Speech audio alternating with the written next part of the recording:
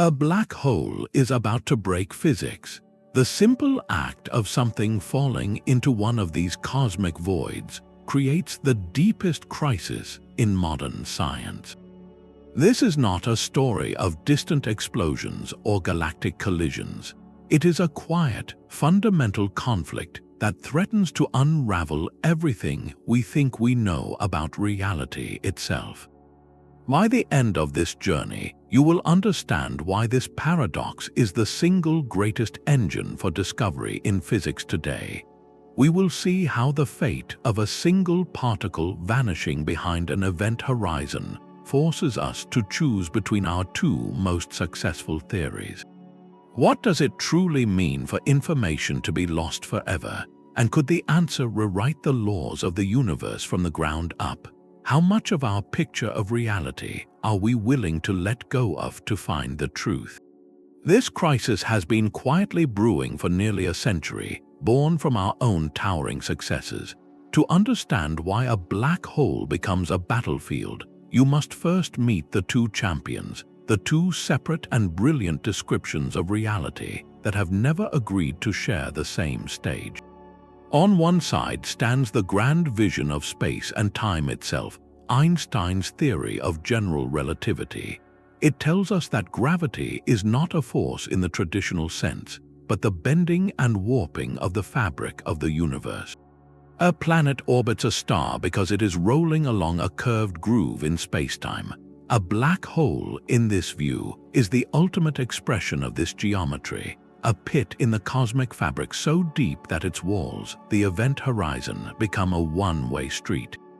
The mathematics of relativity paints black holes as eerily simple and perfectly smooth objects, defined only by their mass, spin, and charge. Anything that crosses the horizon is simply gone, absorbed into a point of infinite density called the singularity.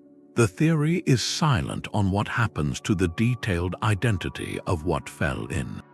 It is a theory of the very large, the monumental, and it works with breathtaking precision. But our universe has another, equally successful rulebook. This is the domain of the very small, the quantum world. Quantum mechanics governs atoms, particles, and the fundamental forces that build everything we see. And it operates on a completely different set of principles. In the quantum realm, things are fuzzy, probabilistic, and interconnected in strange ways. Most importantly for our story, quantum mechanics has a sacred, unbreakable law, the principle of unitarity. This is a technical term for a profound idea, that information is never truly destroyed. It can be scrambled, hidden, or transformed into an incredibly complex form, but it can never be erased from the universe. Think of burning a book. The pages turn to ash and smoke, the words seem lost. But in principle, if you could collect every single particle of ash, trace every molecule of smoke, and account for all the heat and light released, you could theoretically reconstruct the entire book. The information about the letters, the words, the story, it all still exists, just in a different, far more difficult to read form. Quantum mechanics insists the universe keeps perfect, eternal records. So here we are, we have two theories, each magnificently successful in its own domain. General relativity gives us black holes and the expanding cosmos. Quantum mechanics gives us lasers, transistors, and the entire framework of particle physics. For decades, physicists could use one for stars and galaxies, and the other for atoms and molecules, and never worry about them meeting. They lived in separate houses, but a black hole is the place where these two worlds are forced to live under the same roof. It is an object of immense relativistic gravity, yet it must also be built from and interact with the quantum particles that make up everything. And when these two rulebooks are consulted about the same simple event, something falling into a black hole, they give us two completely different and completely irreconcilable answers. One says the information about that object is lost forever behind the horizon. The other says such a loss is fundamentally impossible. They cannot both be right. This is not a minor philosophical disagreement. It is a direct contradiction at the heart of physics. And for a long time, it seemed we might just have to accept that in this one strange place, the universe simply broke its own rules. But what exactly is this information that physics is so desperate to protect? We are not talking about a name written in a ledger or a file on a computer. In the quantum world, information is something far more fundamental. It is the complete and unique identity card of every particle and every collection of particles in the universe. Think of a single electron. Its information is not just that it is an electron. It is the precise details of its quantum state, its spin orientation, its energy, its momentum. It is the specific way it is vibrating or whirling. Now, imagine that electron is part of an atom, which is part of a molecule, which builds a dust grain floating in space. The information is the exact arrangement of all those particles, the story of how they are connected. It is what makes that particular dust grain different from the one floating right next to it. They may look identical to us, but at the quantum level, their information, their unique histories and configurations are completely distinct. This is why the concept is so crucial. If you have the complete quantum information of a system, you know everything that is physically possible to know about it. You could, in theory, reconstruct it perfectly. Now, quantum mechanics places a golden rule over this information, a principle called unitarity. This is the universe's ultimate accounting system. Unitarity states that the total amount of quantum information in a closed system must always remain constant. It can never decrease and it can never just vanish. It can, however, change form in incredibly complex ways. A simple analogy is making a smoothie. You take a strawberry, a banana, and a handful of spinach. You press a button and the blender transforms them into a green, uniform liquid. The original fruits and leaves are gone, their structure destroyed. But if you had a perfect molecular scanner and an unimaginably powerful computer, you could analyze that smoothie and work backwards. You could determine that a strawberry of a certain ripeness, a banana of a specific size, and exactly 8 spinach leaves went into it. The information about the original ingredients is not lost. It is merely scrambled and mixed into a new, holistic state. The universe, according to quantum law, is like that perfect blender. It can mix and transform the information of particles through interactions, collisions, or chemical reactions, but it always preserves the recipe. Nothing is ever erased from the cosmic ledger. This is why the prediction from general relativity that a black hole permanently swallows information sounds such a deafening alarm. It is not just a suggestion that details get fuzzy. It is a claim that the universe's most ironclad bookkeeping rule is being violated at the event horizon. One of our foundational theories is essentially pointing to a place where the cosmic blender not only purees the ingredients, but then throws the entire container into a bottomless pit, never to be seen again. The smoothie and any record that it was ever made is gone forever. This sets the stage for a conflict with no easy compromise. This elegant silence from Einstein's equations paints a deceptively simple picture of the end. According to the classical view born from general relativity, crossing the event horizon is not a violent or dramatic event. There is no wall of fire, no sudden rip, no flashing warning sign. If you were to fall into a sufficiently large black hole, you might not even notice the precise moment you passed the point of no return. Space and time themselves are so warped that all paths forward, literally every possible direction you could travel, point inexorably inward toward the center. The outside universe, in a sense, becomes your past. The singularity, that point of infinite density, becomes your unavoidable future.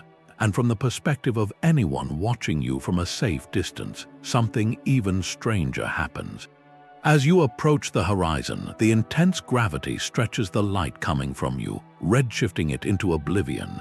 your image would appear to slow down, fading and freezing just at the edge, never quite seeming to cross over.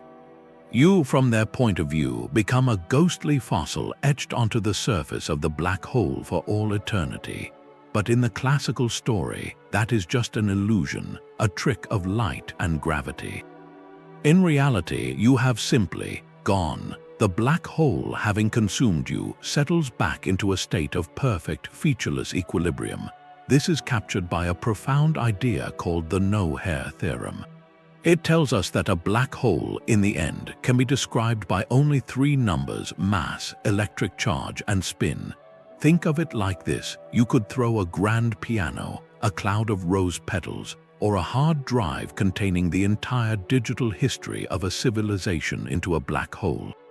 After the briefest ripple in spacetime settles, the black hole would not remember what it ate. It would simply be slightly more massive, or have a tiny change in its spin or charge. All the intricate information, the shape of the piano, the scent of the roses, the beautiful complexity of the data, is erased as if it never was. The black hole has no hair, no distinguishing features, no memory of what built it. In this classical universe, information is not scrambled or hidden, it is permanently deleted. The cosmic ledger does not just get a messy new entry, the entire page is torn out and incinerated. This is the clean, grim prediction of gravity alone, a universe where some stories have a final, irreversible period. This serene, classical picture of eternal darkness held for decades. Then, in the 1970s, a young physicist named Stephen Hawking asked a deceptively simple question: what happens if we bring our other rulebook to the edge of the abyss? He decided to apply the fuzzy, probabilistic rules of quantum mechanics, not to the black hole's interior, but to the seemingly empty space just outside its event horizon.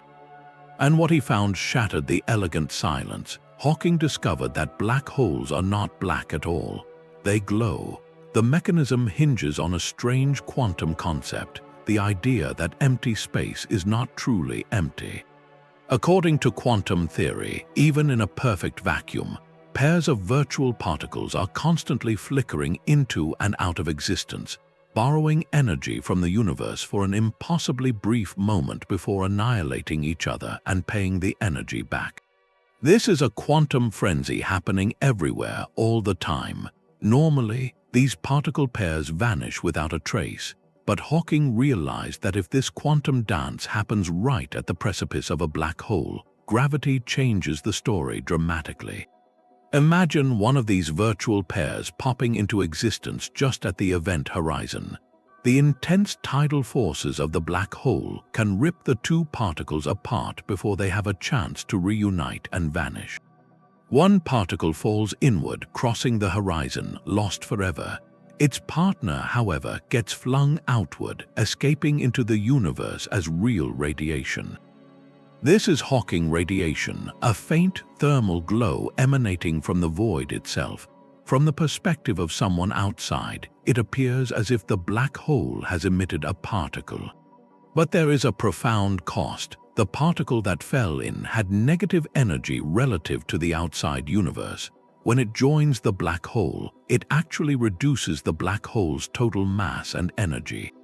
So, with every pair of particles created, the black hole loses a tiny, tiny amount of mass. It is not growing, it is slowly, imperceptibly evaporating. This evaporation is unimaginably slow for a stellar mass black hole, taking timescales far longer than the current age of the universe.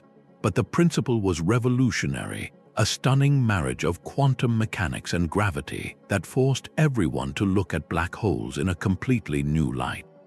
Hawking had solved one problem by creating an even deeper one. Because this radiation, this faint glow, is purely thermal. It carries no information about what is inside the black hole, no fingerprint of the piano, the roses, or the hard drive that fell in. It is just a featureless heat like the glow from a lump of charcoal. So, as the black hole radiates and shrinks, what happens to all that quantum information it swallowed? According to Hawking's original calculation, the information is still lost, but now in a more dramatic fashion.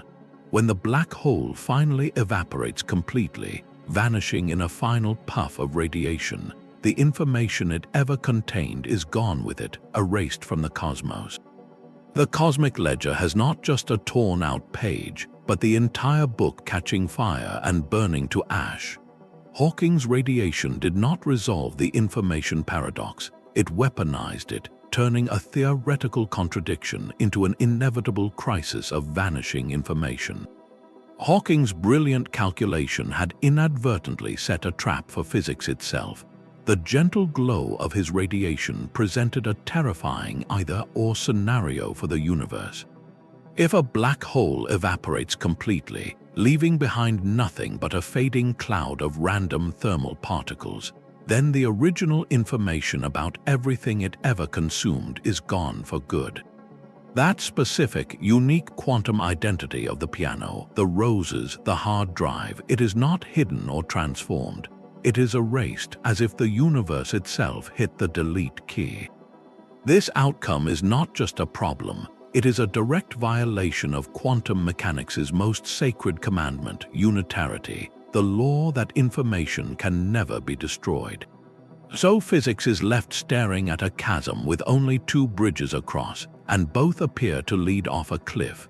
The first possibility is that quantum mechanics, the rulebook for the entire universe of the very small, is simply wrong when faced with the extreme gravity of a black hole.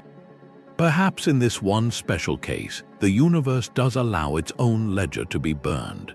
But to accept that is to abandon the most precisely tested framework in all of science, the foundation of chemistry, electronics, and modern technology. The second possibility is that our picture of a black hole, drawn from general relativity, is fatally incomplete. Maybe something profound happens at the horizon that we do not yet understand, a mechanism that preserves information and encodes it somehow into the outgoing radiation. But if that is true, then the serene, smooth event horizon of Einstein's theory cannot be the full story. One of our two greatest theories must bend or break.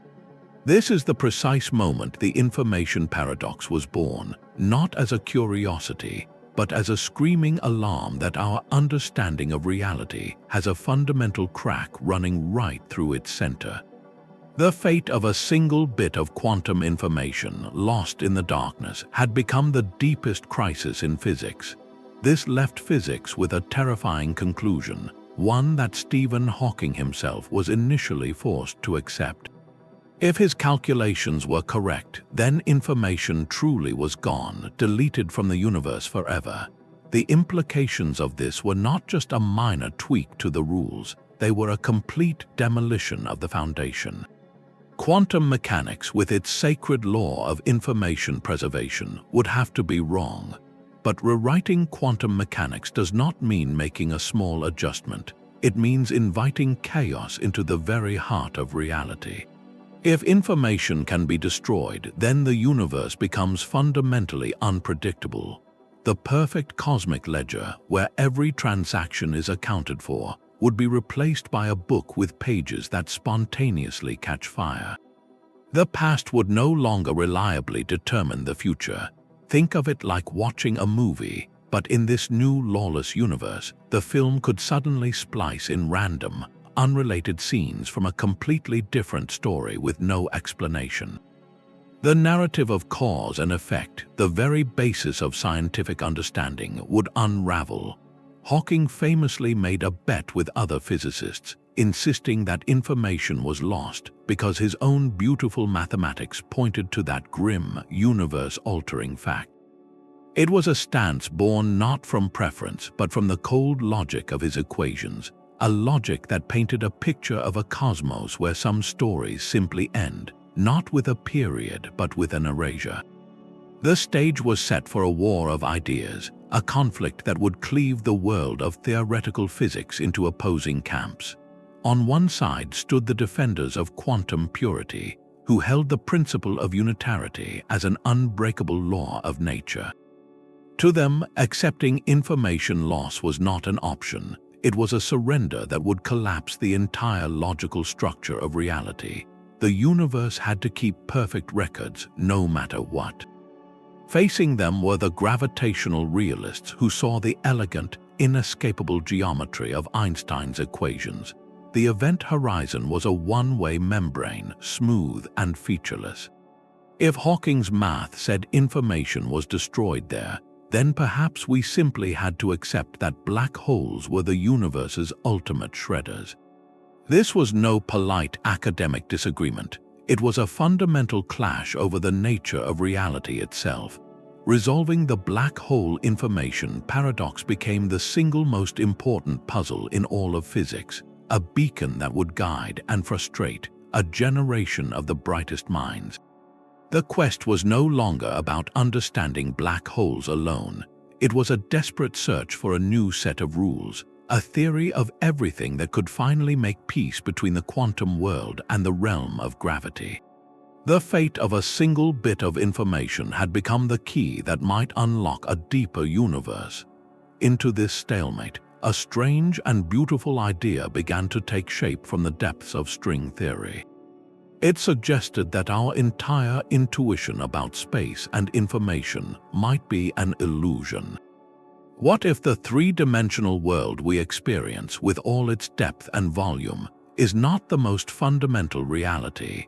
What if, like a hologram, all the information needed to describe everything inside a region of space is actually painted or encoded on its two-dimensional boundary? This is the holographic principle, and it turns our understanding of reality inside out. Think of a credit card hologram, that little shiny sticker that shows a three-dimensional eagle or globe. The image has depth, you can look at it from different angles, but all the information to create that three-dimensional illusion is not stored within a volume. It is contained on the flat, two-dimensional surface of the sticker itself. The holographic principle proposes that the universe might work in a similar, though far more profound, way. The information describing every star, every planet, every particle within a region of space, including its apparent three-dimensional nature, could be entirely stored on the surrounding surface like a cosmic film. For a black hole, this idea offers a breathtaking escape from the paradox. The event horizon is not a featureless wall of no return, it is the boundary. If the holographic principle is correct, then the information about everything that ever fell into the black hole is not lost inside the singularity. Instead, it is meticulously preserved, scrambled, and encoded into the very fabric of the horizon itself. Every bit of data from the piano, the roses, and the hard drive is translated into a kind of quantum pixel on the two-dimensional surface of the black hole. The interior volume, with its warped space and terrifying singularity, becomes a projected illusion, a three-dimensional image generated from data written on the spherical shell. This does not mean the inside of the black hole is not real to someone falling in, any more than the holographic eagle is not real to your eyes, but from the universe's accounting perspective, the true repository of information is the boundary. When Hawking radiation is emitted, it is not coming from empty space near the horizon, but from this incredibly complex, information-rich surface. As the black hole evaporates, this surface shrinks, and the information is slowly and carefully released back into the universe, scrambled into the radiation but never truly destroyed. The cosmic ledger remains perfectly balanced, not by preventing the page from being torn out, but by realizing the page was never inside the book to begin with. It was the cover all along. This profound idea, however, was not immediately accepted. It ignited a fierce intellectual battle that would become known as the Black Hole War. On one side was Stephen Hawking, the architect of the paradox, who remained convinced by his own mathematics that information was irrevocably destroyed. On the other was a physicist named Leonard Susskind, who became the principle's most ardent defender. For Susskind, the holographic principle was not just a clever trick, it was a necessary revelation about the nature of reality. He argued that if information was truly lost, then the entire logical framework of quantum mechanics would crumble, and with it, our ability to predict anything about the universe. The stakes could not have been higher. This was not a quiet academic debate, it was a public and passionate conflict over the soul of physics. The two giants famously made a wager, a bet recorded in a physics encyclopedia. Hawking bet that information swallowed by a black hole was lost forever. Susskind bet that it was preserved. The prize was not money, but something far more valuable to a scientist, a set of encyclopedias of the winner's choosing. For years, the conflict raged in lectures and papers, with each side marshalling powerful arguments. Hawking's position was rooted in the clean geometry of general relativity, which offered no mechanism for information to escape. Susskind's defense was based on the unshakable logic of quantum mechanics, which demanded that information must have a place to go. He proposed that the holographic principle provided that place, the event horizon itself. The turning point came from an unexpected direction, not from disproving Hawking's radiation, but from deepening our understanding of it.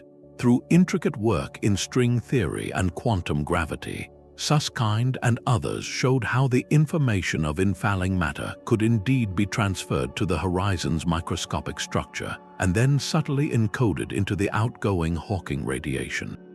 It would be scrambled beyond recognition, like a book burned to ash and its smoke scattered by a hurricane, but the information, in principle, was still there in the universe. The radiation was not purely thermal after all. It contained incredibly faint correlations, a hidden signature of what fell in. Confronted with this growing body of theoretical evidence, Stephen Hawking performed a remarkable and gracious act. In 2004, at a major conference in Dublin, he stood before his peers and publicly conceded the bet. He admitted that information was not lost. Leonard Susskind won the encyclopedia. More importantly, physics won a crucial insight. Hawking's concession was a monumental moment, a signal that the universe does, after all, keep its books in order.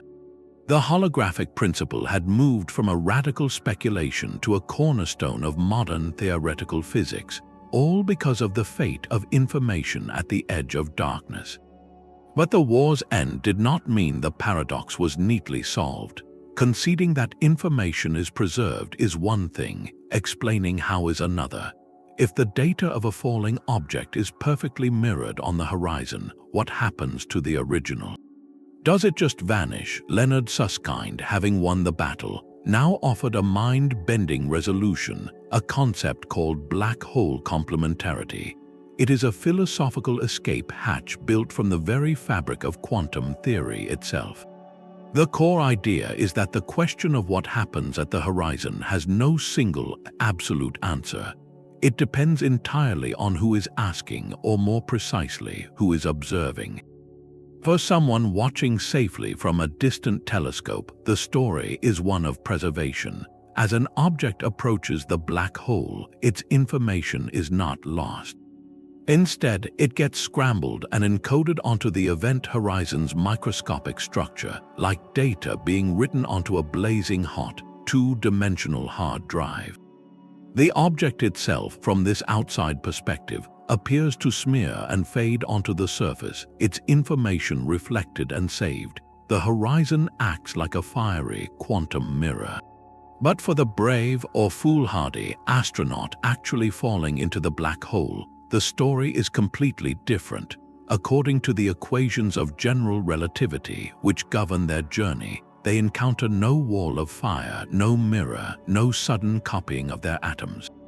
They cross a smooth, uneventful boundary, noticing nothing special as they pass into the interior. Their information, their very being, continues inward with them. So which story is true? Is the information reflected, or does it pass through? Susskind's radical proposal is that both are true simultaneously, and that this is not a contradiction. It is a feature of reality. The principle of complementarity says that no single observer can ever witness both versions of events. the outside observer and the infalling observer have fundamentally different and mutually exclusive viewpoints. They cannot compare notes. Any attempt to do so is physically impossible.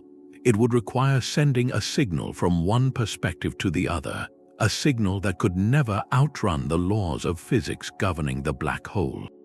Think of it like a coin. To you, looking from above, it shows heads. To someone standing directly opposite you, it shows tails.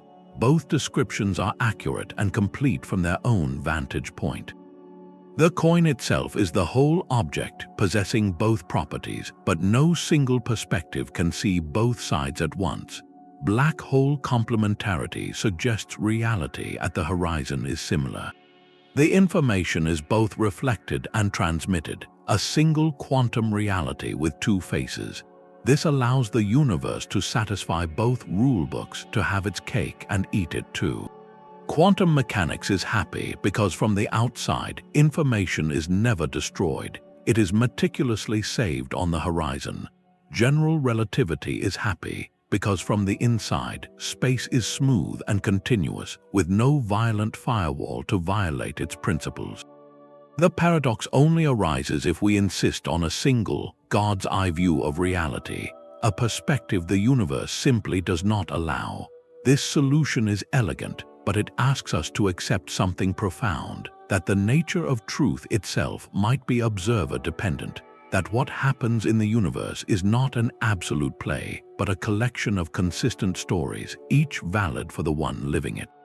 The elegant compromise of complementarity offered peace for nearly 2 decades, but in 2012, a devastating thought experiment tore that peace apart.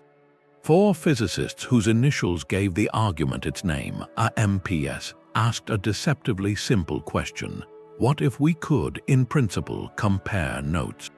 Their reasoning showed that if black hole complementarity is true, and if information is truly preserved as Hawking conceded, then a new and violent contradiction becomes unavoidable. They imagined a scenario long after a black hole has begun to evaporate. At this late stage, a particle of Hawking radiation escaping today, which we will call the early particle, is entangled with a partner that fell in long ago. This is a standard quantum link, a connection that is essential for the information to be encoded in the radiation. But here is the catch. For the information from the original infalling matter to be fully preserved in the total radiation, leaving the black hole over its entire lifetime, this early escaping particle must also become entangled with the new matter falling in today.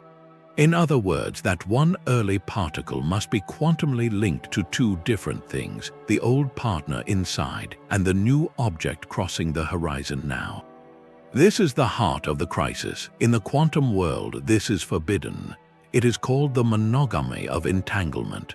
A quantum bit can be deeply connected to one other partner, but it cannot maintain that same intense, exclusive link with 2 separate systems at once. It would be like a secret shared between 2 people, a bond of trust. You cannot have that same unique, complete bond simultaneously with a third person without breaking the original promise. The mathematics is absolute, it cannot happen. So the MPS argument presented physics with a brutal choice, a trilemma with 3 options, and all of them seem to destroy a fundamental principle. Option 1, information is lost. This violates quantum unitarity, the foundation of predictability. Option 2, the information is preserved, but to do so, you must break the monogamy of entanglement, which would shatter quantum mechanics in a different, equally catastrophic way. Option 3, you preserve both unitarity and monogamy, but to do that, you must sever the entanglement between the early Hawking particle and its original partner inside. And that severing, that quantum rupture, would not be a quiet event. The calculations showed it would release an immense burst of energy right at the event horizon. From the perspective of someone falling in, the smooth, empty space predicted by Einstein would be replaced by a blazing wall of ultra-high energy particles, a firewall that would incinerate anything crossing the boundary.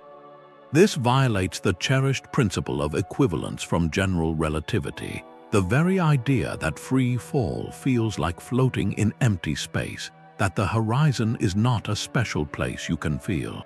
The Firewall Paradox forced everyone to realize that complementarity, the elegant observer-dependent story, might contain a fatal flaw. If information is truly mirrored outside, then from any consistent perspective, the interior of the black hole might not be the serene place we thought. The horizon, to preserve the universe's quantum ledger, might have to become the most violent place in the cosmos.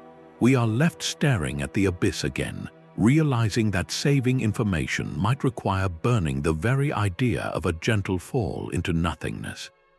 The Firewall Paradox did not just challenge an idea, it detonated it. After decades of struggle, just as physicists thought they had found an elegant truce with complementarity, this new argument revealed a fatal crack in the peace treaty. It proved that even the most sophisticated solutions were still built on a foundation of sand, because they were trying to force two incompatible descriptions of reality to share the same space. The paradox showed with brutal mathematical clarity that you could not have all three: the preservation of information, the smoothness of space for a falling observer, and the standard rules of quantum entanglement. One of them had to give. This was not a step forward. It felt like being thrown back to the very beginning, but with a much clearer and more terrifying map of the dead ends. The message was now unavoidable. Patching up general relativity or tweaking quantum mechanics would never be enough. The event horizon was not just a place where our theories clashed, it was a place where they shattered against each other. To understand what truly happens there, physics would need something entirely new, a framework that did not yet exist, a theory born from the ashes of the paradox itself. The crisis was no longer about saving information. It was about discovering what reality actually is under such extreme conditions. The Firewall Paradox revealed a conflict more fundamental than gravity versus quantum law. It exposed a deeper currency of reality, a kind of quantum glue that might be the true fabric of everything. This is the world of quantum entanglement. To understand why its rules are non-negotiable, you must first understand this strange connection. Imagine two coins, each hidden under a cup on opposite sides of the planet. You flip them and they always, without fail, land on opposite sides. One shows heads, the other instantly shows tails. This is not a pre-arranged trick. Before you look, each coin is in a fuzzy state of both heads and tails, a quantum superposition. But the moment you lift one cup and see heads, the other coin, instantly and with no signal traveling between them, resolves its fuzziness into tails. This spooky action at a distance, as Einstein famously called it, is entanglement. It is a bond that links the fates of particles, no matter how far apart they separate. They are not communicating, they are two parts of a single, inseparable quantum whole. This link is the secret ingredient for quantum computers and the foundation of how information is stored and transmitted at the quantum level. But entanglement has a strict rule, a principle of monogamy. A single quantum particle can be maximally entangled with one and only one other partner. It can share a shallow connection with many, but that deep, exclusive bond is reserved for just one. This is the rule the firewall argument used as a wrecking ball.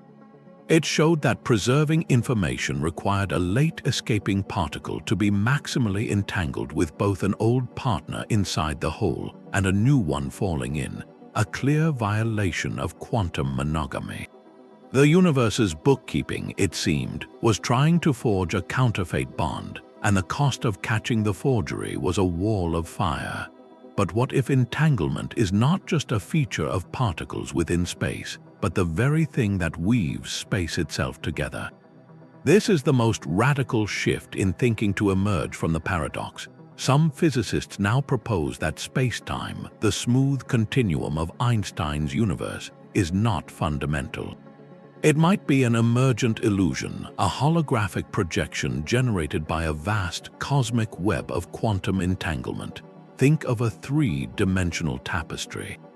From a distance, you see a beautiful, continuous image, but up close, you see it is woven from countless individual threads, crossing and linking in a complex pattern. The threads are the entangled quantum bits, and the tapestry they create is the space we move through.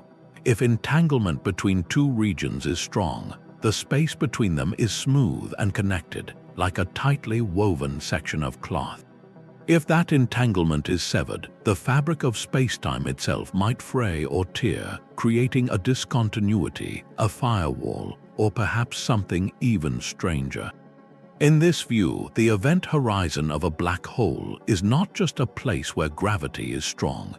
It is a frontier where the entanglement patterns that knit spacetime together are being radically rewritten. The information paradox, then, becomes a crisis of geometry. It asks what happens to the quantum threads that stitch the inside of the black hole to the outside when the hole evaporates and the interior volume vanishes.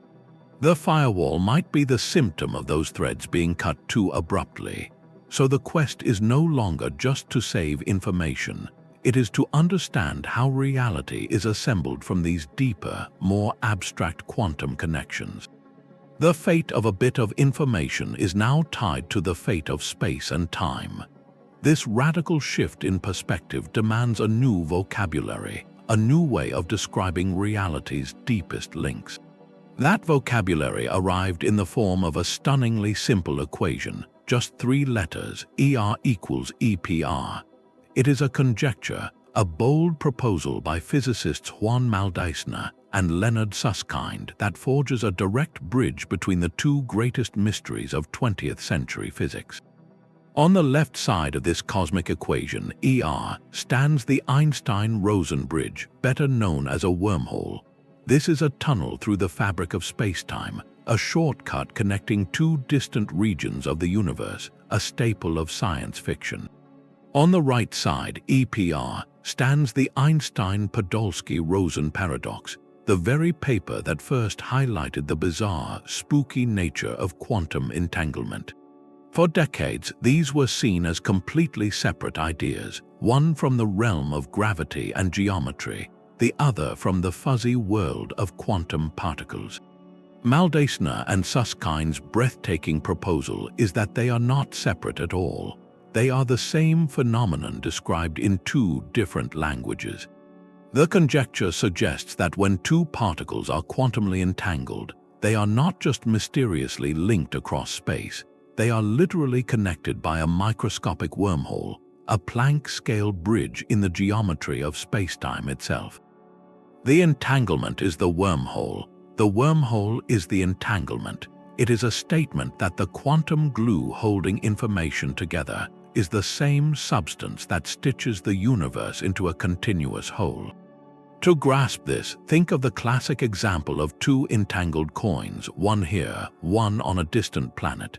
The old, spooky action view says they are linked by an invisible, instantaneous connection that defies space. The ER equals EPR view offers a geometric picture.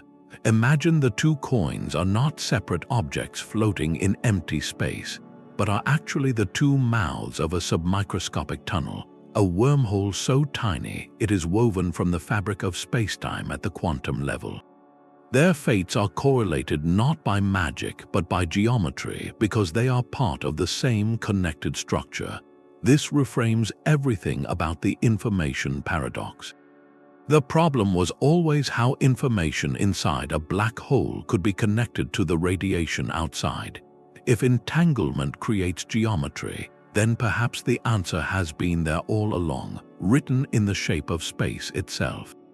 The Hawking radiation particle escaping and its entangled partner left behind inside the black hole are not two separate things with a mysterious link. They are the two ends of a wormhole, a quantum bridge that preserves their connection even across the event horizon. This does not mean you could fly a spaceship through it. These bridges are unimaginably small and unstable, but they provide a pathway for information, a geometric reason why the universe's ledger can remain balanced. It turns the firewall from a catastrophic breakdown into a potential misunderstanding of how these quantum bridges form and evolve as a black hole ages. The paradox begins to dissolve when we stop thinking of space as a static stage and start seeing it as a dynamic tapestry, woven stitch by stitch from the threads of quantum entanglement. So if ER equals EPR is correct, then we are forced to confront a staggering possibility.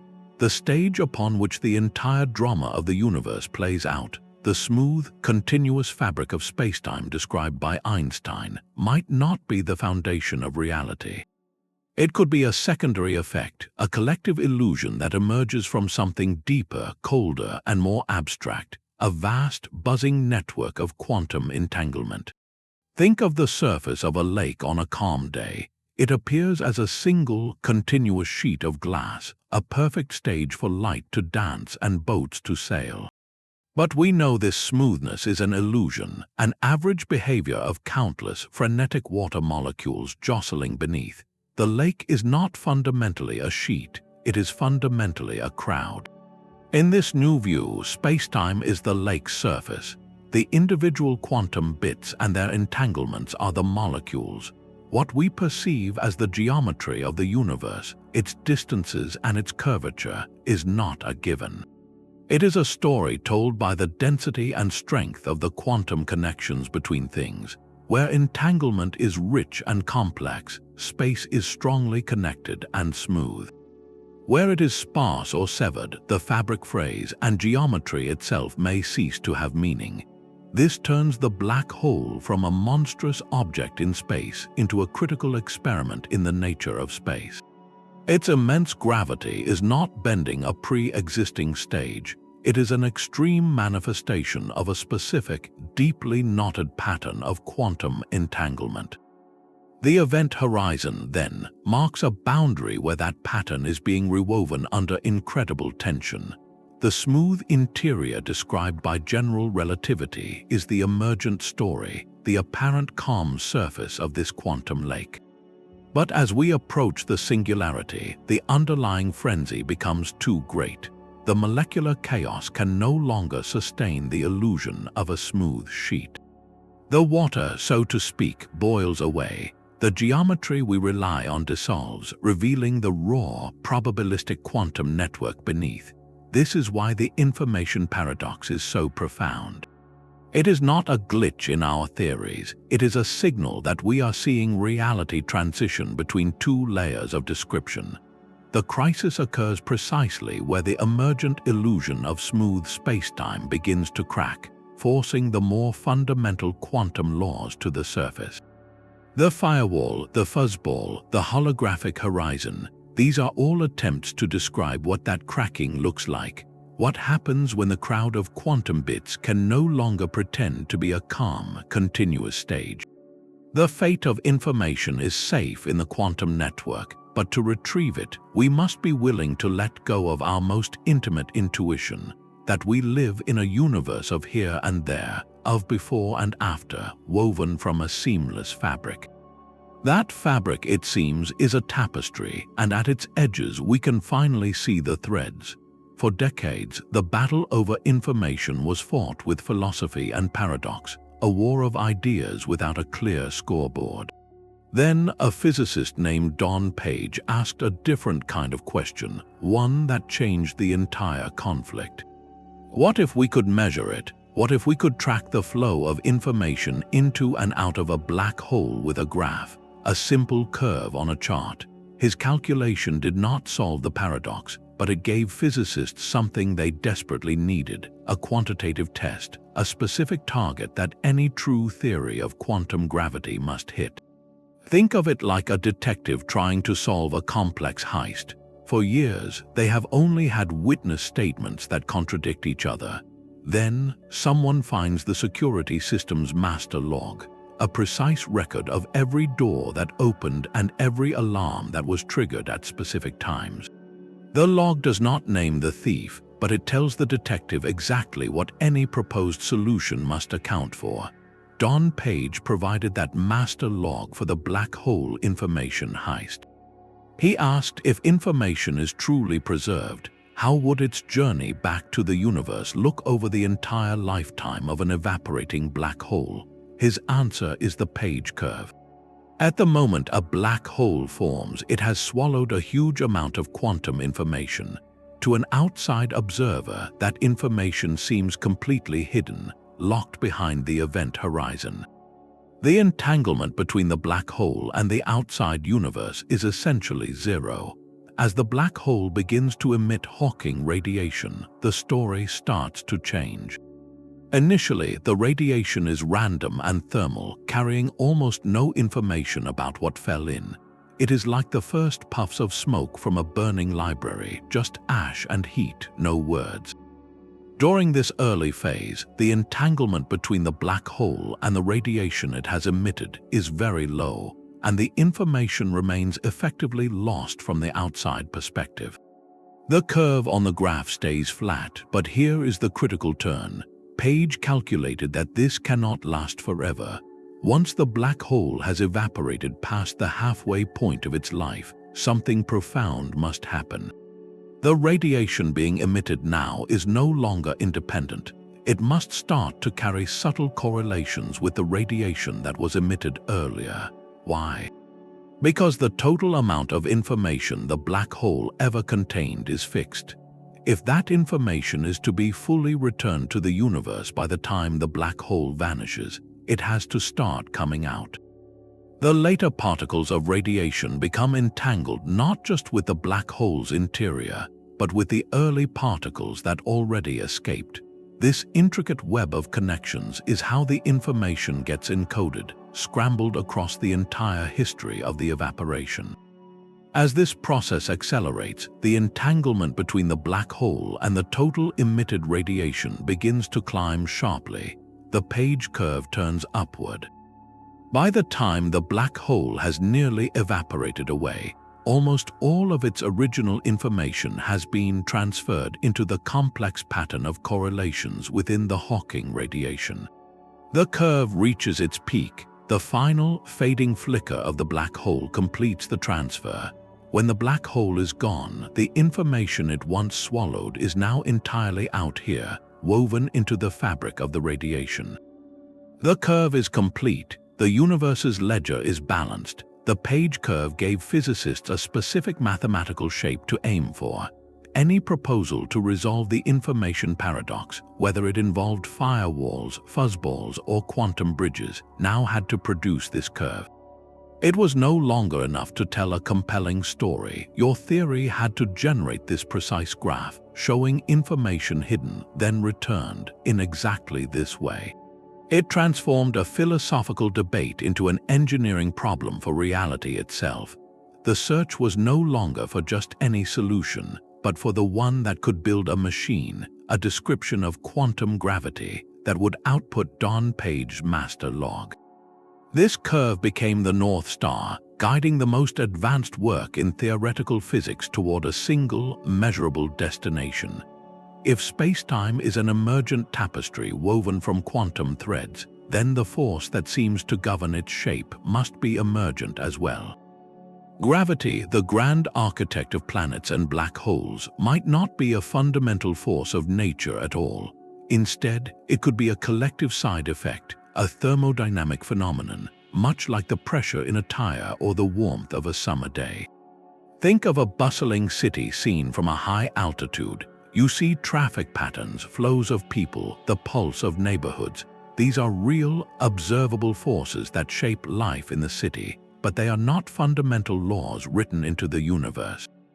They emerge from the countless individual decisions of millions of people going about their day, from the need to get to work, to meet friends, to find a home. Gravity could be the cosmic equivalent, a large-scale pattern that emerges from the microscopic hustle of quantum bits. This radical idea found its most compelling proof in the work of physicist Ted Jacobson.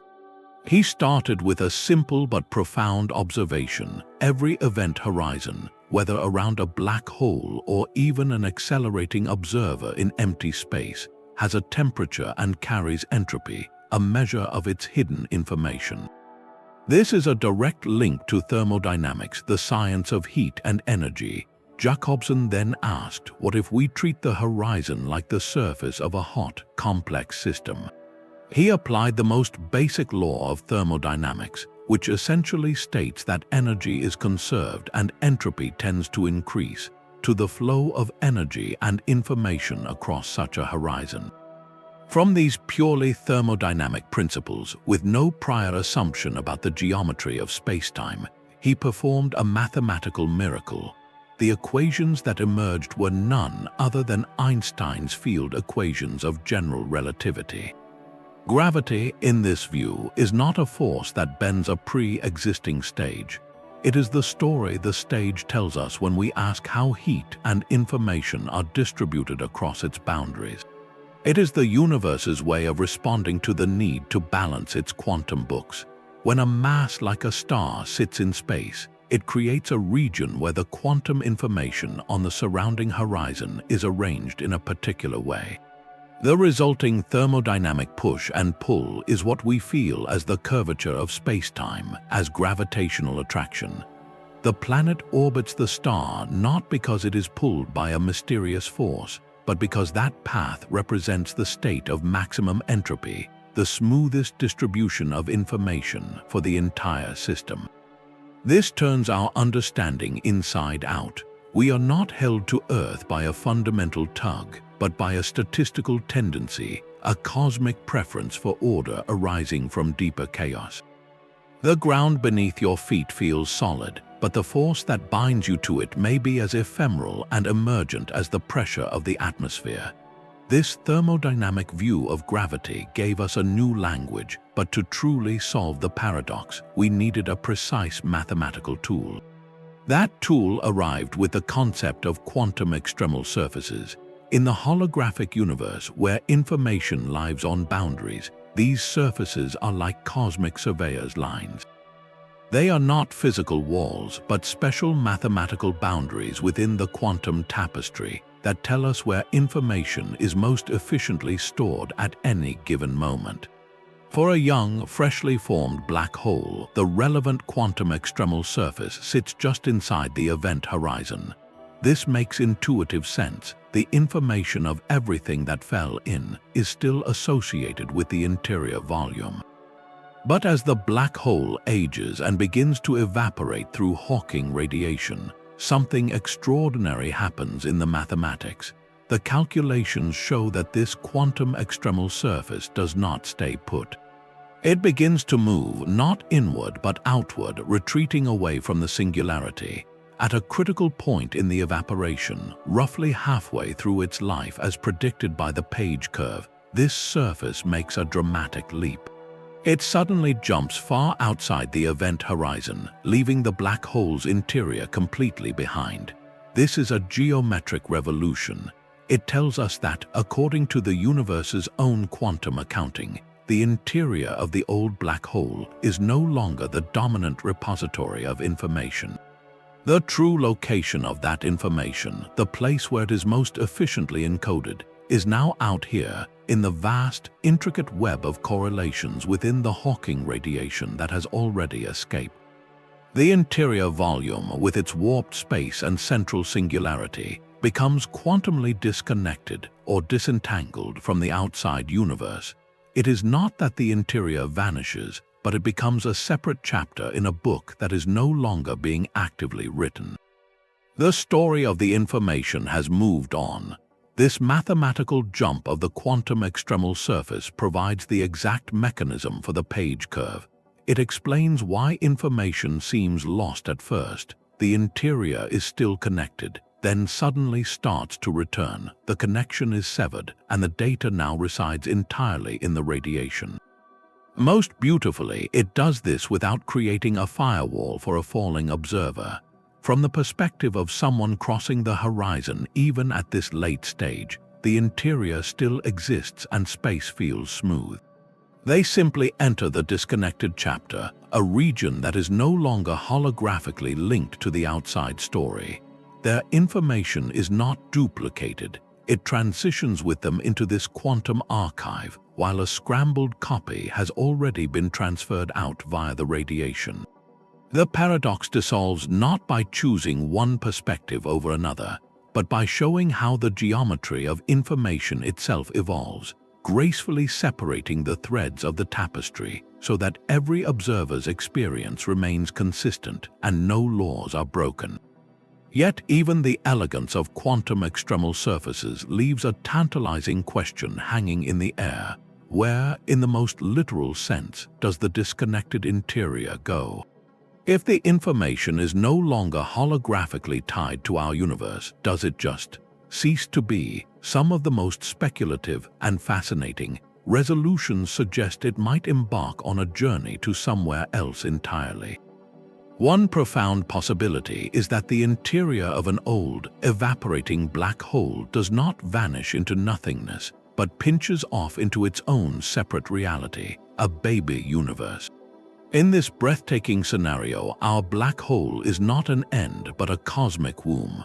The singularity is not a place of destruction, but a bridge, a point of infinite curvature that acts as a gateway. As the black hole evaporates and the interior disconnects via the jumping quantum surface, this bridge could stabilize, sealing off the interior volume into a self-contained spacetime, a new universe with its own laws and dimensions, forever branching away from our own. The information of everything that fell in is not lost, it simply emigrates, becoming the foundational seed for an entirely new cosmic story. This idea transforms the black hole from a shredder into a creator, a cosmic node in a vast, branching multiverse. The information paradox is solved by redefining the meaning of outside. The data is not here in our universe's radiation because it has graduated to a reality of its own. Another speculative escape route relies on the strange geometry suggested by ER equals EPR. If entanglement is a wormhole, then perhaps the interior of the black hole is never truly isolated in the first place. Microscopic, Planck-scale wormholes could lace the geometry, connecting the interior to the outgoing Hawking radiation in ways our classical brains struggle to picture. These are not tunnels you could travel, but fundamental filaments in the quantum fabric, preserving the correlations that encode information. As the black hole evaporates, these wormhole connections could reconfigure, ensuring the information threads are never cut, just continuously rewoven into the external radiation field. The firewall is avoided because the geometry itself provides the necessary links, a hidden quantum plumbing system that keeps the information flowing. Both these ideas, the baby universe and the microscopic wormhole network, are deeply speculative. They exist at the very frontier of our understanding, where mathematics meets metaphysics. They are not yet proven theories, but they are vital thought experiments, showing the incredible lengths to which physics must stretch to protect a single, fundamental principle: that information, the story of what is, must never be allowed to end. They remind us that the crisis at the event horizon is not just a technical problem, but a portal, pushing us to conceive of realities far stranger and more connected than we ever dreamed. The most profound ideas in physics must ultimately face the cold, hard light of experiment. But how do you test a theory about regions of space where gravity is so strong that light itself cannot escape? You cannot build a black hole in a lab, but you might be able to build its echo, a system that obeys the same mathematical rules. This is the promise of analog gravity, a field that creates tiny, controlled crises in a tank of water or a cloud of ultra-cold atoms to listen for the whispers of Hawking's greatest prediction. Researchers create conditions where waves, whether of sound or light, cannot escape a certain point, mimicking an event horizon. In a flowing channel of water, for instance, engineers can create a rapid transition where the water flows faster than the speed of waves moving against the current. A wave crest approaching this point gets swept backward, unable to make headway, trapped just like light at a gravitational horizon. In these carefully controlled flows, physicists have indeed detected the analog of Hawking radiation, a faint emission of waves from the artificial horizon caused by quantum fluctuations in the water itself. It is a stunning validation of the underlying mathematics, proving that the process Hawking described is not unique to gravity, but a general feature of horizons in nature. These experiments cannot recreate the crushing singularity or the full quantum gravity of a real black hole, but they offer a priceless window into the first steps of the process, the birth of radiation from what seems like nothing. More recently, scientists have used chains of ions or superconducting circuits to model how quantum information gets scrambled.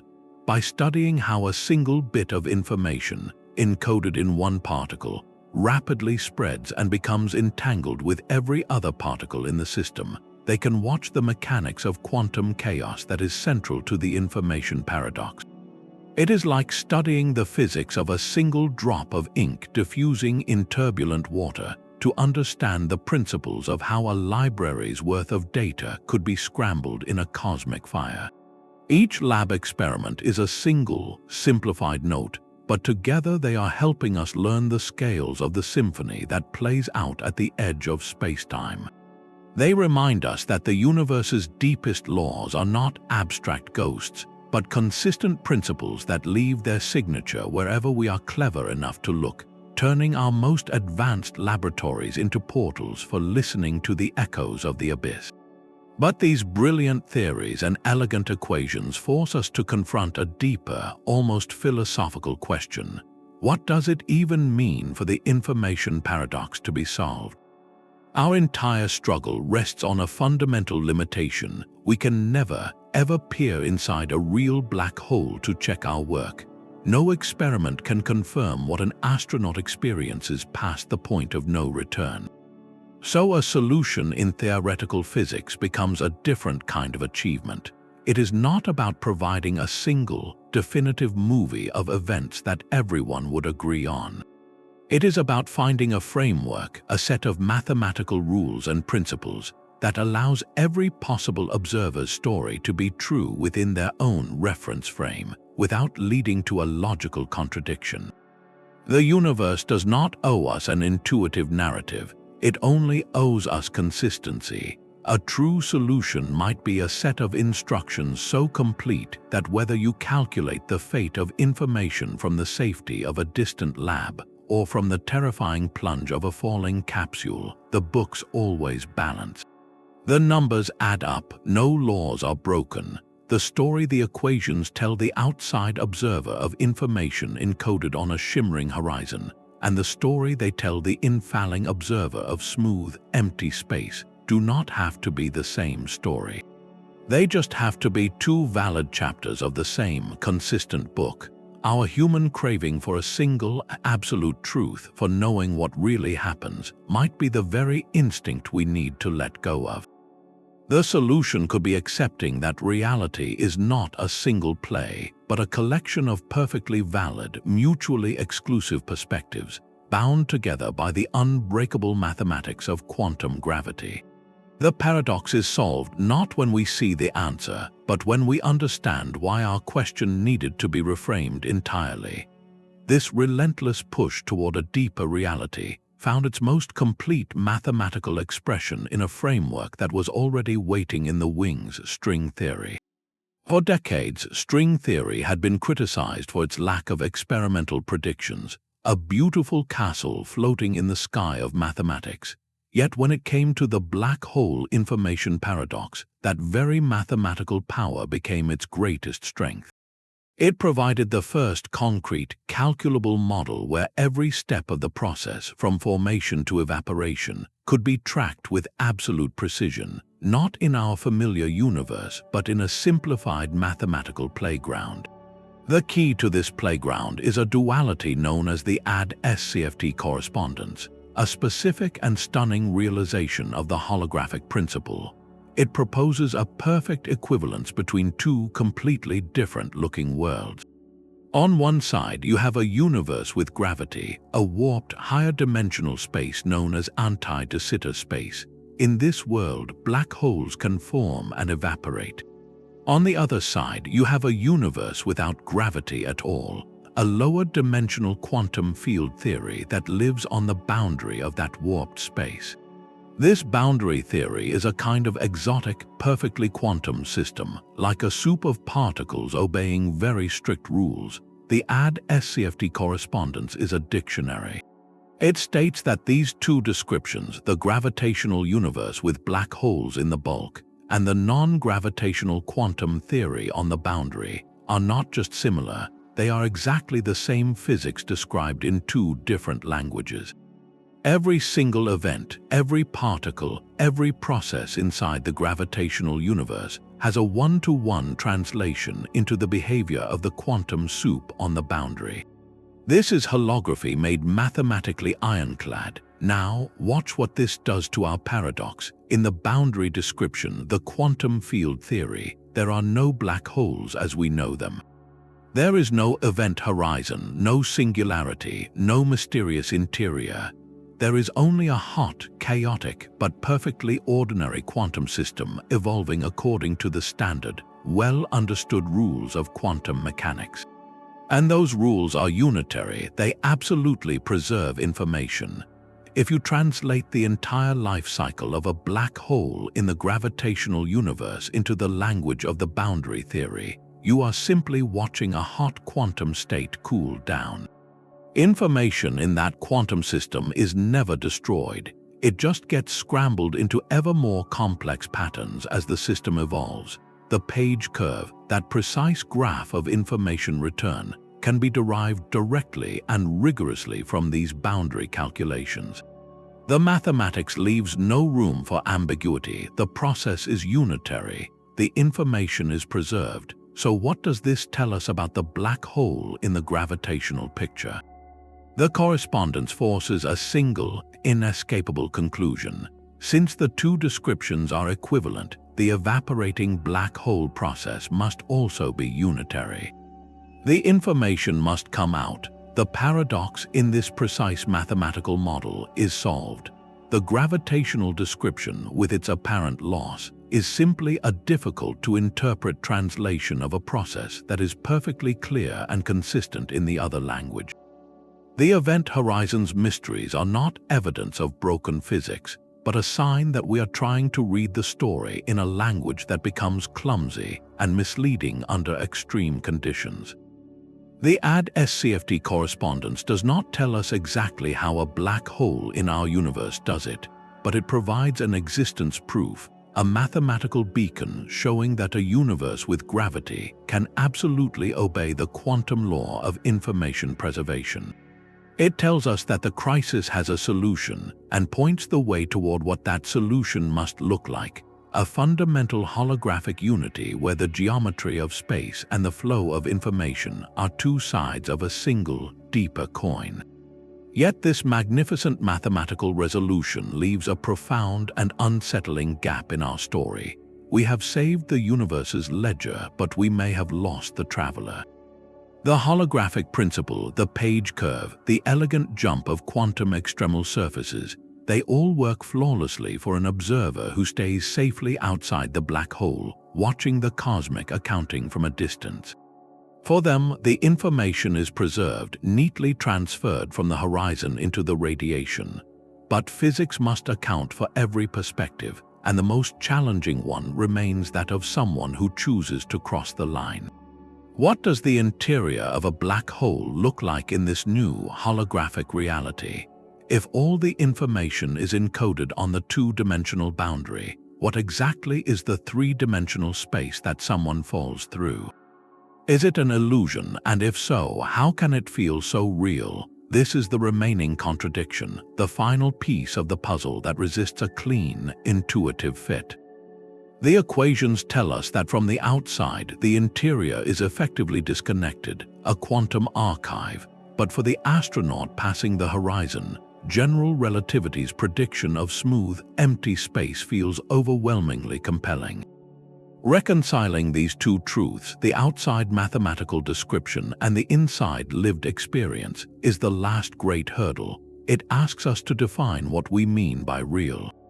Is reality the fundamental quantum data on the boundary, Or is it the emergent, visceral experience of falling through what seems like normal space? A complete theory must be able to describe both stories without contradiction, to explain how the same event can be a scrambling of quantum bits on a surface for one observer and a journey through warped geometry for another. We have protected the information, but we must now understand the nature of the stage upon which its final act appears to play out. The crisis of information has been solved, only to reveal a deeper mystery about the very texture of existence. So the paradox's deepest lesson is not about finding a specific answer, but about learning how to ask the right questions. For centuries, we have treated space and time as the unquestioned stage, the fixed backdrop against which the drama of particles and forces unfolds. We built our theories on this foundation, this intuitive sense of here and there, of before and after. The black hole information crisis has shattered that assumption. It is a cosmic signpost pointing to a future we are only beginning to map, a future where space and time themselves are not the foundation of reality, but something that emerges from a more fundamental layer. In this coming theory of quantum gravity, concepts we hold as sacred like locality, the idea that objects are only influenced by their immediate surroundings, may turn out to be approximations, useful illusions that break down under extreme conditions. The firewall, the hologram, the quantum bridges, these are not just fixes for a black hole problem. They are glimpses of a new grammar for describing the universe, a grammar where the primary ingredients are not points in space, but relationships, connections, and information itself. The value of this decades-long struggle is precisely that it has backed physics into a corner where our most cherished intuitions must be surrendered. We are being forced to invent a new conception of reality, one where the stage is built by the actors, where the geometry of the cosmos is a story told by the quantum entanglement between its parts. This is the profound crossroads we have reached. The path forward does not lie in patching our old maps, but in daring to draw a new kind of map altogether, where the very notions of place and moment are written in the language of quantum data. The crisis was never just about saving information. It was about discovering what the universe is when we finally look behind the curtain of spacetime. This journey began with a single, quiet glow. Stephen Hawking's calculation of radiation from the void did more than predict a new phenomenon. It lit a fuse under the foundations of physics itself. From that moment, the simple question of what happens to information at the edge of a black hole has forced us to rewrite our understanding of reality, piece by piece. We have traveled from the stark choice between a smooth horizon and a burning firewall, through the mind-bending holographic principle, and into a new cosmos where spacetime itself is woven from the threads of quantum entanglement. We have watched as the paradox transformed from a crisis into a crucible, forging tools like the page curve and quantum extremal surfaces that give us a precise mathematical language for tracking information's cosmic journey. And through it all, we have been forced to surrender our most basic intuition, that space and time are the fixed stage upon which the universe plays out. The resolution we are converging upon offers no single, satisfying movie that everyone can watch. There is no universal story of what an astronaut sees when crossing the horizon, because the universe seems to craft different, equally valid stories for different observers. Instead, the solution is a breathtakingly consistent mathematical framework, one that ensures every perspective, from the safe outsider to the daring traveler, obeys the laws of physics without contradiction. The information is never lost, but the cost of saving it was our classical picture of reality. The true triumph of this decades-long struggle is not a neat answer, but the sheer depth of the questions it compelled us to ask. The black hole information paradox has proven to be the most powerful engine for discovery in modern physics, a relentless probe that pushes us toward the next great revolution, a theory of quantum gravity. It reminds us that our deepest crises are not dead ends, but signposts pointing toward a stranger, more connected, and more magnificent universe than we ever imagined. So stay curious about these fundamental mysteries. The next chapter is being written right now, not in the distant void, but in the minds of those who dare to ask what happens when our map of reality finally meets the edge of the page and decides to keep drawing.